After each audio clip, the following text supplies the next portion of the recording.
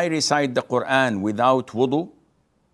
Can I touch the Quran without wudu? So these are two questions. The first one is, can I recite the Quran without wudu? And the answer is yes. It is permissible to recite the Quran even if you're not in the state of wudu, which is the minor ritual impurity.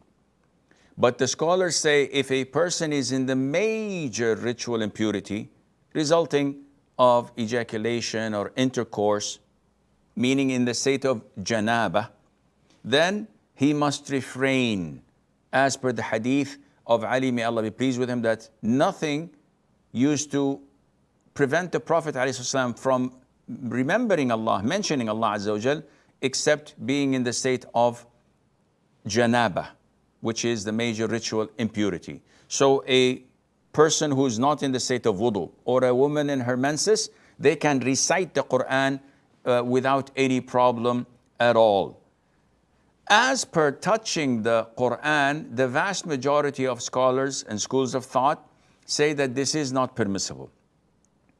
And there are evidences and proofs that may not reach the level and degree of authenticity and strength. However, the number of scholars who prevented it and prohibited it makes one refrains from saying that, yeah, it's okay. And therefore we tend to be safe rather than sorry.